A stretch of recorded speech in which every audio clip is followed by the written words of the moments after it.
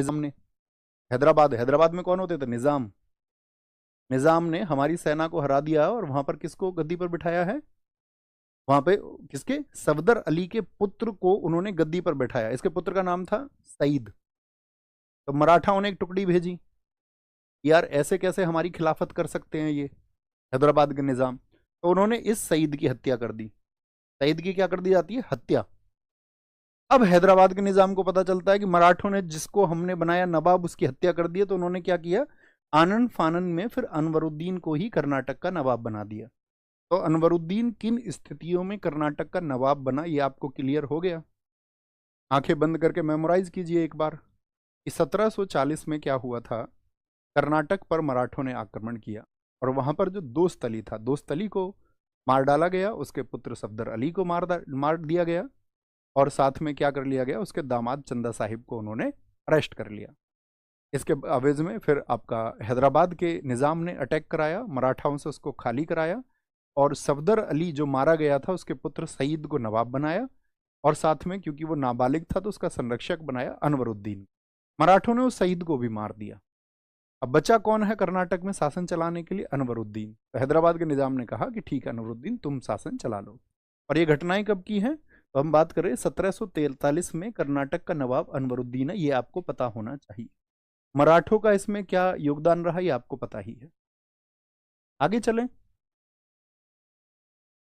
आगे चलें, यहां तक कोई दिक्कत कोई परेशानी? अतिरिक्त बातें ना करें। प्रैक्टिस सेट के बारे में जो भी आपके डाउट है वो 3 बजे आज वीडियो आएगा तो उसको देखना। सर निज़ाम क्या है? जैसे बच्चा शासक बोलते ना, शासक, जैसे मुगल बादशाह होते थे वो खुद को बादशाह कहते थे, ऐसे ही हैदराबाद का राजा बोलता था खुद को निज़ाम। तो हैदराबाद में चलती थी निज़ाम शाही, तो हम पढ़ेंगे आगे चल। ओके, बात क्लियर है? थम्स अप करो।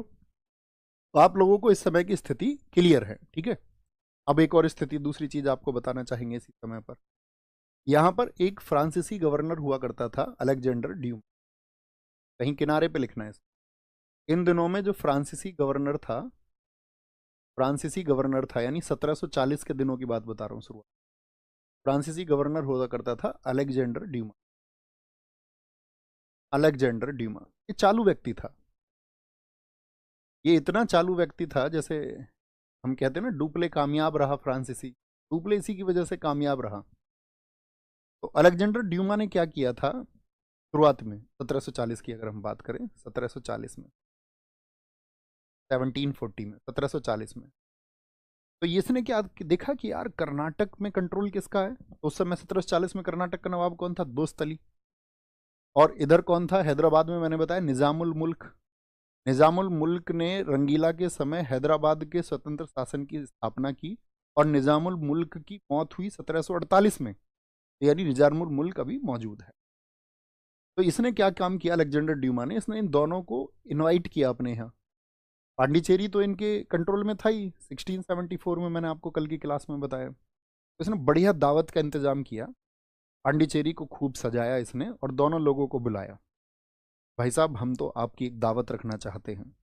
अब तक क्या था, जितनी भी कंपनियां भारत में व्यापार कर रही थी तो वो राजा से परमिशन तो ले लेती थी, राजा को टैक्स भी देती थी, लेकिन राजा का बहुत अधिक स्वागत नहीं किया था किसी ने। तो ये अलेक्जेंडर ड्यूमा ने क्या किया, इन लोगों को वहां बुला करके कहते 1 महीने रखा, दोस्तली को भी और निजामुल मुल्क को भी, जबरदस्ती, मतलब रिक्वेस्ट मोड पर, ऐसे नहीं बंधक बना करके, रिक्वेस्ट मोड पर बोला भाई साहब आप तो हमारे भगवान हो, आप ही हमारे कुल देवता हो।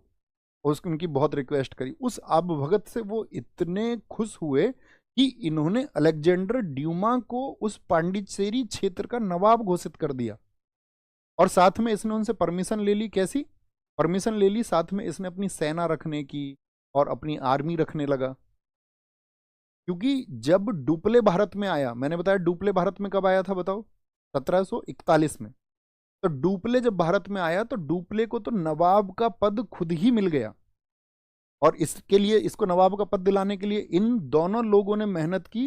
मुगल बादशाह को भी पत्र लिखे कि भैया आदमी बहुत बढ़िया है, हमारे शासन में, हमारे अधीन, आप प्लीज भाई आदमी किसी की आप भगत करे, आप अगर मुझसे बहुत अच्छा अच्छा अच्छा अच्छा बोलो, बहुत प्यारा बोलो तो मेरा भी दिल पिघलेगा ना, मैं भी कहूंगा यार कितने प्यारे लोग हो तुम।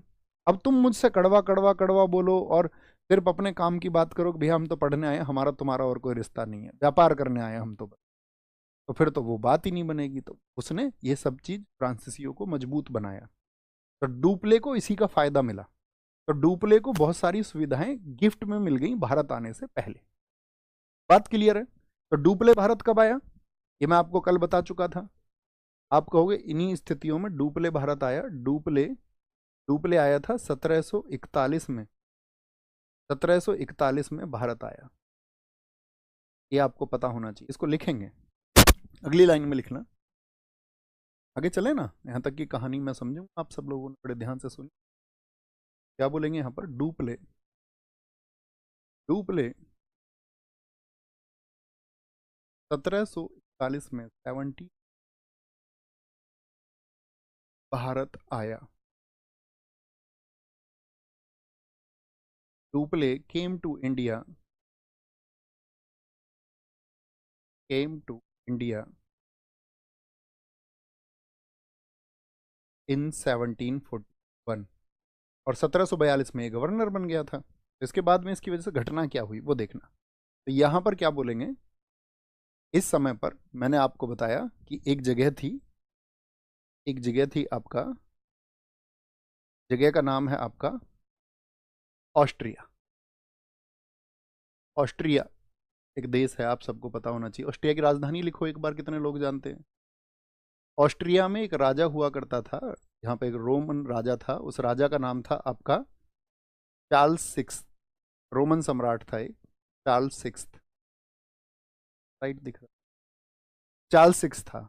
अब इस राजा के कोई बेटा नहीं था। इस राजा के क्या है, कोई बेटा नहीं था। और इसकी जो बेटी थी उसको एक गद्दी पे बिठाना चाहता था। इसकी बेटी का नाम था मारिया थेरेसा। इसने अपनी उत्तराधिकारी घोषित कर दिया किसको? मारिया थेरेसा को। तो बाकी के इस राजवंश के जो राजकुमार थे वो इस बात के खिलाफ हुए। इनके भाई के जो पुत्र थे चार्ल्स सिक्स के, तो उन्होंने पड़ोसी राजाओं से भी मदद लेनी चाहिए कि भाई एक लड़की को शासक नहीं बनने देंगे हम, एक लड़के को शासन में बिठाया जाए। क्योंकि राजा की तो डेथ हो गई थी। राजा की क्या हो गई थी? राजा की डेथ हो गई। राजा के कोई बेटा नहीं था। राजा ने अपनी बेटी को उत्तराधिकारी घोषित किया, और इसी मारिया थेरेसा के लिए क्या हो गया, वहां पर यूरोप में एक विद्रोह छिड़ा। और उस विद्रोह में दो देश ऐसे थे जो एक दूसरे के विपरीत हुए। कौन कौन से? Austria versus Prussia. इसको हम पर्सिया भी बोल सकते हैं, प्रशा बोल दो एक। Austria versus Prussia. तो ये जो ऑस्ट्रिया है, इस ऑस्ट्रिया का जो समर्थक है वो तो है फ्रांसीसी। कभी भी याद रखना हो तो ऐसे याद रख लेना, इसको आस आता है इसमें, और फ्रांस में भी आस आता है। तो ये इनका समर्थक था। और पर्सिया के जो समर्थक था वो थे आपके ब्रिटेन के लोग। तो जब वो दो देशों की एंट्री आपस में एक दूसरे के युद्ध के लिए हुई, तो ये दोनों देश समर्थक थे, फ्रांसीसी और ब्रिटेन। तो ये दोनों भी एक दूसरे के विपरीत हो गए। तो मुझे एक बात बताइए, ये लड़ाई क्या भारत की भूमि पर हो रही है, हाँ या ना? आप कहोगे भैया ये तो यूरोप का झगड़ा है, ऑस्ट्रिया के उत्तराधिकार का प्रश्न चिन्ह है, वहां पे लोग लड़ रहे हैं। लेकिन जैसे ही वो दो देश एक दूसरे के शत्रु बने, तो उनके जितनी भी कंपनियां जहां जहां पर व्यापार कर रही थी, चाहे वो अमेरिका में हो चाहे वो भारत में हो। अमेरिका में भी व्यापार कर रहे थे ब्रिटेन और फ्रांसीसी, भारत में भी कर रहे थे। कौन सी दो जगह कर रहे थे मुख्य रूप से बताएं? अमेरिका और भारत। ये दोनों जगह इन कंपनियों का भी झगड़ा हो गया, और इसी झगड़े को हम बोलते प्रथम कर्नाटक युद्ध। अब ये स्थिति समझना है, लिखना। दोनों का क्या हो गया, छोटी सी एक घटना लिख सकते हैं हम कि फ्रांस और ब्रिटेन, फ्रांस और ब्रिटेन उत्तरा क्या बोलेंगे, ऑस्ट्रिया उत्तराधिकार के चलते एक दूसरे के विरुद्ध हो गए। ऑस्ट्रिया उत्तराधिकार, अभी आप समझ गए ऑस्ट्रिया उत्तराधिकार क्या था। हर चीज को एकदम क्रम से समझा करो, धीरे धैर्य के साथ में। ऑस्ट्रिया उत्तराधिकार के लिए एक दूसरे के विरुद्ध हो गए, या ऑस्ट्रिया उत्तराधिकार के प्रश्न के लिए, कौन बनेगा वहां पर, प्रश्न के लिए एक दूसरे के विरुद्ध हो गए। यहां हम लिख सकते हैं फ्रेंच एंड ब्रिटिश युद्ध की शुरुआत होती है। कैसे? दोनों एक दूसरे के विरुद्ध हुए। तो जो इंडिया में स्थिति है, इंडिया में मुझे बताइए, मैंने आपको बताया फ्रांसीसी हैं और कौन है आपका, अंग्रेज हैं। एक दूसरे के समीप बस्तियां हैं दोनों की। कहाँ पर? फ्रांसीसी पांडिचेरी में है और मद्रास में कौन है आपका, अंग्रेज हैं। तो दोनों ने अपने अपने देश को यहाँ पर चिट्ठियां लिखी, मतलब ब्रिटेन को भी लिखी और अपने देश फ्रांस को भी चिट्ठियां लिखी कि जो है हम लोगों को जो है सैनिक मदद चाहिए। शुरुआती दौर में तो क्योंकि युद्ध की स्थिति हो सकती है। लेकिन डुप्ले ने फिर विचार किया। अब डुप्ले को ये पता था इस समय कि जो हमारी नेवी की पावर्स है, यानी कि भाई समुद्र किनारे थे दोनों, तो उन डुप्ले ने ये एनालिसिस किया कि हमारी नेवी की पावर ब्रिटिश पावर से जो है वो कम है। उनको पता था अगर इस समय पर फ्रेंच और ब्रिटिश के बीच में युद्ध हुआ तो फ्रेंच लोग हार जाएंगे। डुप्ले इस बात को बहुत अच्छी तरह जानते। तो डुप्ले ने लिखा जाकर के ये पत्र अपनी गृह सरकार को कि युद्ध को टाला जाए, किसी भी स्थितियों में युद्ध ना किया जाए। अंग्रेज तो तुमको पता ही है बड़े कलाकार है। अंग्रेजों का उधर से जो जहाजी बेड़ा था उसका नेतृत्व कर रहा था एक बर्नौट नामक व्यक्ति। तो बर्नौट को तो जब चिट्ठी मिली भी ना कि युद्ध टाला जाए, बर्नौट ने कहा चिट्ठी फाड़ दो, इस चिट्ठी का कोई महत्व नहीं, अब हम चल दिए हैं तो हम अब युद्ध करेंगे। बर्नौट सुन ही नहीं रहा किसी की, यानी अंग्रेजी जहाज तो आगे बढ़ते रहे। अब डुप्ले की जो पत्र था उसको फ्रेंच गवर्नमेंट ने मान लिया। उसकी सरकार ने कहा ठीक है, उनको डुप्ले की बात समझ में आई कि अभी युद्ध होगा तो हार जाएंगे। उन्होंने कहा ठीक है, तुम्हारी बात को मान लेते हैं। तो इस स्थिति में डुप्ले को पता चला यार हमारा तो जहाज रुक गया है लेकिन अंग्रेजों के जहाज तो आ रहे हैं। तो वो डुप्ले भाग के जाता है कर्नाटक के नवाब अनवरुद्दीन के पास में। बोला अंकल जी देखो तुम्हारे घेर में लड़ाई होने वाली है, मतलब घेर का मतलब तुम्हारी जो जगह है, तुम्हारी जगह पर अंग्रेज लड़ने वाले हैं हमसे, अंकल जी हमको पीटेंगे ये। अंकल जी आपके होते हुए क्या आप हमको पिट जाने दोगे? अनवरुद्दीन ने कहा ऐसा कैसे हो जाएगा भतीजे, बेटा ऐसा कैसे हो जाएगा, हमारी जगह पे कैसे लड़ लोगे? हम यहाँ के नवाब हैं, तुम बाहर के लोग यहाँ के कैसे लड़ लोगे? बोला हाँ यही तो मैं कह रहा हूँ, उनको बताओ। उसने कहा डोंट वरी, कोई झगड़ा नहीं होगा, कोई लड़ाई नहीं होगी, तुम जाके आराम से बैठो। बर्नौट अपनी मस्ती में जो अंग्रेजों का जहाज लेके आ रहा है, उसने एक जहाज तो डुप्ले का दबा दिया और एक अन्य फ्रांसीसी जहाज जो था उसको भी डुबो दिया। दो फ्रांसीसी जहाजों को बर्नौट ने डुबो दिया। अब बर्नौट ने जब दो जहाजों को डुबो दिया तो डुप्ले समझ गया यार ये तो नहीं रुकेंगे। तो डुप्ले ने मैसेज भेजा उस समय मॉरिशस के गवर्नर को। मॉरिशस पर भी उस समय कंट्रोल हुआ करता था फ्रांसीसियों का। तो उसने वहां पर जो फ्रांसीसी का गवर्नर था मॉरिशस में, उसका नाम था ला बुडाने या ला बुडाने बोल लो आप। तो उसने बुडाने को बोला कि भैया हमने तो वहां पत्र लिख दिया था अपने देश को, वहां से तो कोई मदद मिली नहीं और ये सुन ही नहीं रहे हैं। ये कर्नाटक के नवाब अनवरुद्दीन तो ऐसे ही जुबान चला रहा है, कुछ भी इसके पास कोई नौसेना वगैरह है नहीं, ये हमारी कोई मदद कर नहीं पाएगा, प्लीज तुम ही आ जाओ भैया। तो बुडाने ने कहा ठीक है हम आ जाएंगे, क्या दिक्कत है। तो बुडाने अपनी सेना लेकर के पहुंचा। तीन पक्ष बने, मैंने आपको बताया कौन कौन से तीन पक्ष। एक पक्ष तो है अंग्रेज बर्नौट का, अंग्रेज बर्नौट। बर्नौट कौन व्यक्ति है?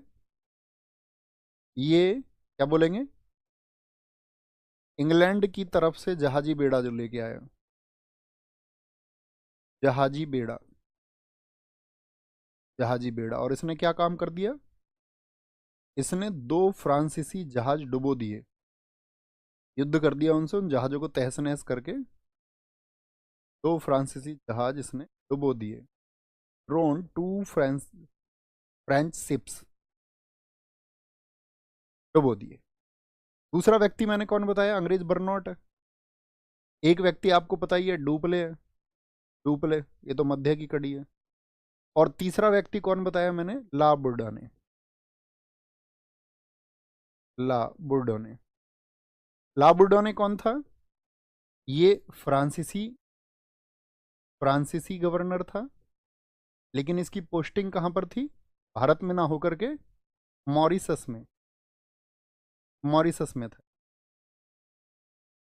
कहां पर था, मॉरिशस में। तो जब इसने दो फ्रांसीसी जहाज डुबो दिए तो डुप्ले ने किससे, डुप्ले ने की रिक्वेस्ट, भैया प्लीज हेल्प कर दो, रिक्वेस्ट की।